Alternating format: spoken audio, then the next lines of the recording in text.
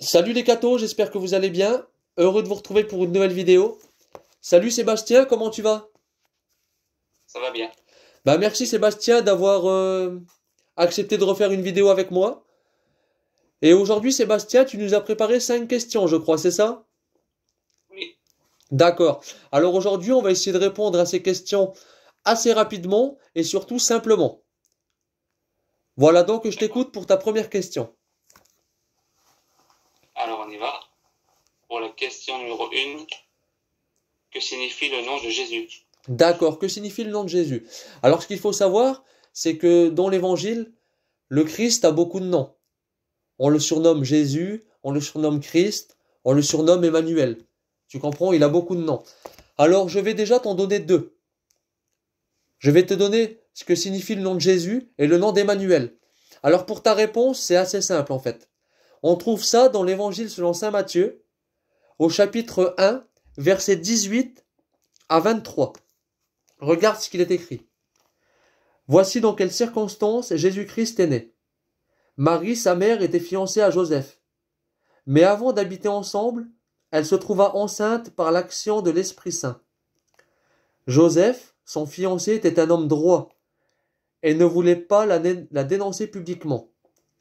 Il décida de la renvoyer en secret.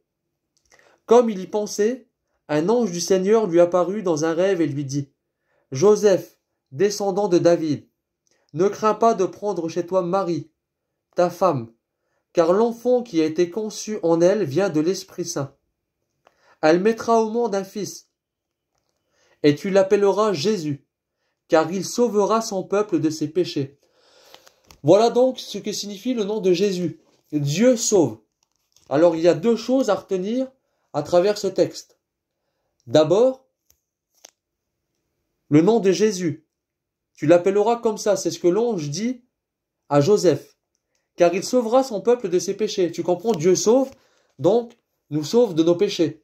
Mais ce qui est important à retenir dans Dieu sauve, c'est surtout que ça nous laisse déjà entrer dans le mystère que Jésus est Dieu. Tu comprends? Ensuite, au chapitre d'après, il est écrit, la Vierge sera enceinte et mettra au monde un fils et on l'appellera Emmanuel. Voici donc la deuxième traduction, Emmanuel. Ce qui se traduit par Dieu est avec nous. Bon ben là, pour ceux qui ont un peu de doute que Jésus est véritablement Dieu, bon ben tu as ta réponse, tu comprends? Tu as ta signification du nom de Jésus, du nom d'Emmanuel, mais aussi un petit début de confirmation que Jésus est Dieu fait homme pour venir nous sauver.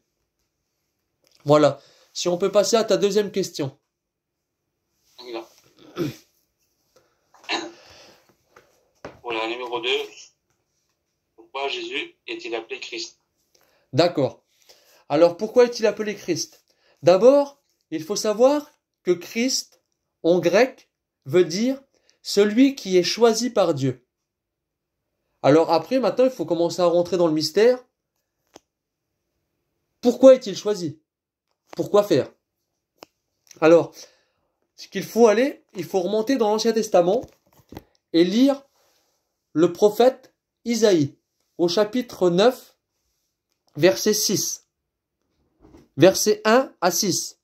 Il est écrit, « Le peuple qui marchait dans les ténèbres a vu une grande lumière sur ceux qui habitaient le pays de l'ombre. Une lumière a resplendi. Tu as fait abonder leur allégresse. Tu as fait grandir leur joie. Ils se réjouissent devant toi, comme on se réjouit à la moisson, comme on jubile au partage du butin. Car le joug qui pesait sur lui, le bâton à son épaule, le gourdin de son chef de corvée, tu les as brisés, comme au jour de Madian. Tout brodequin dont le piétinement ébranle de sol, et tout manteau roulé dans le sang deviennent bons à brûler, proie de feu. Car un enfant nous est né, un fils nous est donné, la souveraineté est sur ses épaules.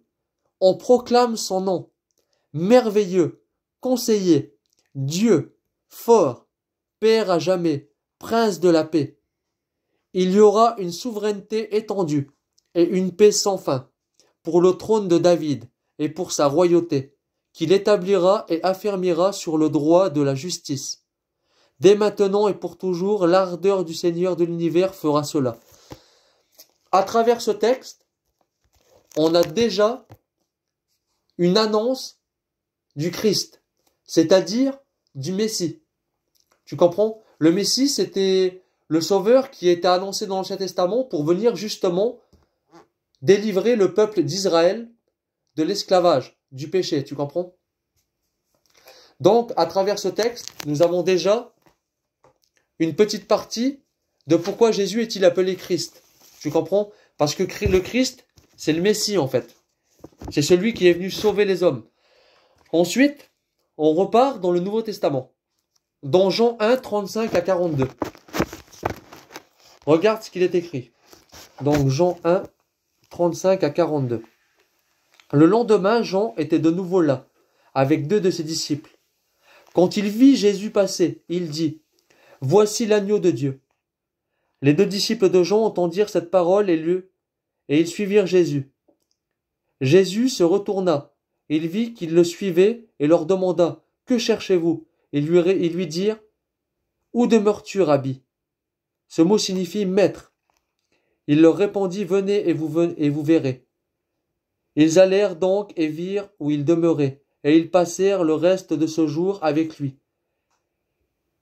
Il était environ 4 heures de l'après-midi. André, le frère de Simon-Pierre, était l'un des 2, qui avait entendu les paroles de Jean, et qui avait suivi Jésus. Il va trouver en premier son frère Simon, et il lui dit, « Nous avons trouvé le Messie. » Tu comprends? Ça veut dire que l'annonce du prophète Isaïe qu'on vient de lire, qui s'est fait des centaines et des centaines d'années avant, qui a annoncé le Christ, qui a annoncé un Messie pour sauver le peuple d'Israël, et ben là, André, le frère de Simon-Pierre, vient et dit, « Nous avons trouvé le Messie. » Ce mot se traduit par Christ, tu comprends? Donc, tu as déjà ta réponse. Pourquoi Jésus est-il appelé Christ? Parce que Jésus est le Messie. Il était celui qui était attendu pour délivrer son peuple. Et il conduit Simon auprès de Jésus.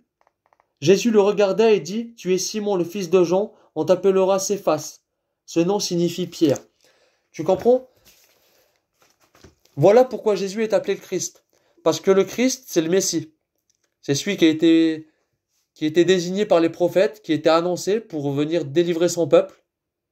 Et que les apôtres, à travers sûrement l'Esprit Saint qui leur a ouvert l'esprit à ça, ils ont reconnu déjà du départ que ce mystère qu'ils avaient trouvé le Messie. Donc voilà pourquoi le Christ est appelé comme ça. Voilà, si on peut passer à ta troisième question. La question numéro 3. En quel sens Jésus est-il appelé fils unique de Dieu? D'accord. Alors, dans quel sens Jésus est-il appelé fils unique de Dieu? Alors, ce qu'il faut d'abord savoir, c'est que Jésus est là depuis le commencement. Jésus est là depuis toujours, comme il est dit dans l'Apocalypse, au chapitre 22, verset 13. « Je suis l'alpha et l'oméga, le premier et le dernier, le commencement et la fin. » Là, c'est la parole de Dieu qui parle, c'est le Christ, c'est Dieu. Tu comprends? Ensuite, il faut aller un petit peu plus loin, regarde. Et le Verbe s'est fait chair. Ce qui veut dire qu'il est venu dans notre temps et pour naître. Donc ça veut dire que Dieu qui est là depuis le début, le Verbe, se fait chair. Ce qui veut dire qu'à ce moment-là, il vient habiter parmi nous. Donc il lui faut bien un père et une mère. On est d'accord. Donc la mère, tout le monde sait que c'est la Vierge Marie. Comme on l'a lu tout à l'heure à l'Annonciation de l'ange Gabriel. Et Dieu confirme dans Matthieu 3, 16 à 17, que Jésus est bien son fils. Regarde ce qu'il est écrit. Dès que Jésus fut baptisé, il remonta de l'eau. Au même moment, les cieux s'ouvrirent pour lui. Il vit l'Esprit de Dieu descendre comme une colombe et venir sur lui. Et une voix venue des cieux dit, « Celui-ci est mon fils bien-aimé, en lui je trouve toute ma joie. Voilà. Donc, là, on voit bien que le Père, Dieu, désigne bien le Christ comme son fils. Donc, le premier-né de toute créature, tu comprends? Voilà. Donc là, tu as déjà ta réponse par rapport au Christ, qu'il est bien le Fils de Dieu. Ensuite, nous aussi, par la suite, nous nous sommes fait, le Christ nous fait entrer dans le mystère de pouvoir être fils de Dieu. Regarde ce qu'il est écrit en 2 Corinthiens 6, 18. Je serai pour vous un père, et vous serez pour moi des fils et des filles, dit le Seigneur Tout-Puissant. Voilà. Alors, ce qu'il faut comprendre à travers ce texte, c'est comment nous pouvons devenir enfants de Dieu. C'est là le bon mystère. Jean 1, 12. Mais à tous ceux qui l'ont reçu, à ceux qui croient en son nom, elle a donné le pouvoir de devenir enfants de Dieu. Dans ce passage, le Christ, parce que c'est le Christ qui parle dans ce passage, le Christ nous parle dans ce passage de recevoir la lumière. Et cette lumière, bien sûr, c'est lui. Tu sais, quand il nous dit celui qui me suit ne marchera plus jamais dans les ténèbres, mais il suit la lumière. La lumière, c'est le Christ. Mais cette lumière, elle doit nous conduire à quoi? Cette lumière, elle doit nous conduire à le suivre et ensuite, bien sûr, à tout ce qui découle de le suivre, au sacrement. Et quel est le premier des sacrements? Le baptême. On est d'accord. Et regarde ce qu'il est écrit dans le catéchisme au numéro 1243. Le nouveau baptisé est maintenant enfant de Dieu dans le Fils unique. Tu comprends? Ce qui veut dire que le Christ, lui, est Dieu, le Christ est le Fils de Dieu, parce qu'il a été engendré par le Père. C'est le Verbe qui s'est fait chair, donc il est le Fils unique de Dieu. Mais par contre, grâce au Christ aujourd'hui, par le baptême, on a la grâce de pouvoir nous aussi de devenir enfants de Dieu. Voilà, j'espère que j'ai pu répondre à ta question assez simplement. Oui, oui. Voilà, donc on peut passer à notre question numéro 4. Oui. Alors, la 4. Pourquoi le Fils de Dieu s'est-il fait homme? Ah, alors ça c'est une très bonne question. Pourquoi le Fils de Dieu s'est fait homme? Alors, tout d'abord, pour commencer, il va falloir que nous parlions quelques petits instants du péché d'Adam et Ève. Tu comprends? Parce que c'est à travers tout ça que nous pouvons comprendre ensuite pourquoi Jésus s'est fait homme et qu'il est venu ici sur terre. Donc, tu te souviens très bien, on connaît tous cette histoire de Adam et Ève qui ont désobéi à Dieu, qui ont mangé de l'arbre de la connaissance du bien et du mal. Mais Dieu, ce qu'il faut bien retenir dans cette désobéissance, c'est que Dieu avait donné une phrase. Si vous en mangez, vous mourrez. C'est vraiment sur ça qu'il faut mettre le point. Si vous en mangez, vous mourrez. Voilà, bon, ils en ont mangé et ils meurent. On est d'accord. Par la suite, Adam et Ève meurent. Et regarde ce que nous dit saint Paul en 1 Corinthiens 15, 21. Car puisque la mort est venue par un seul homme, c'est aussi par un homme qu'est venue la résurrection des morts.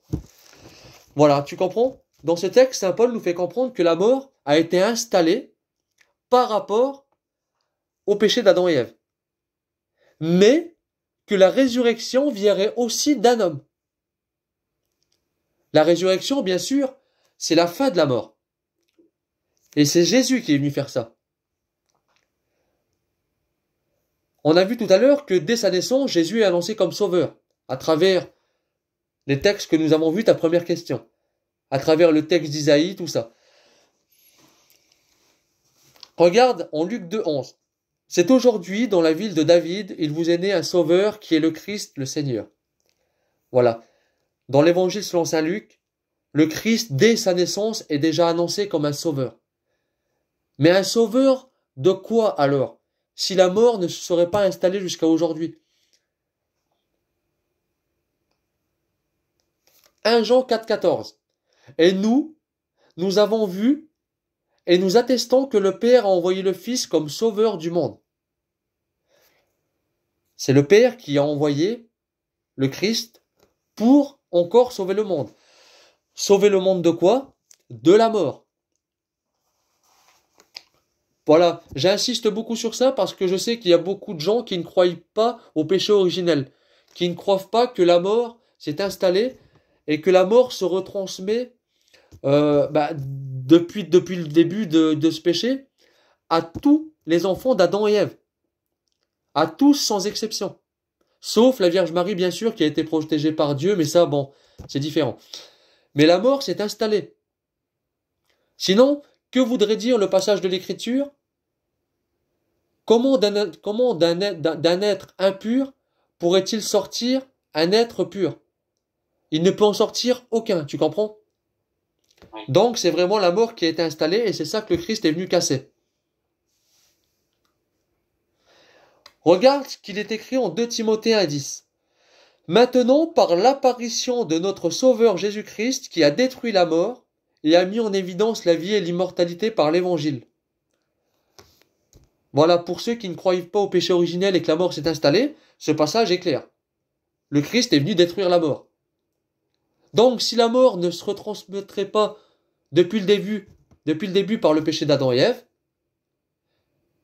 ça voudrait dire que le Christ, là, ce passage ne serait pas bon. Ça voudrait dire que le Christ n'est pas venu détruire la mort.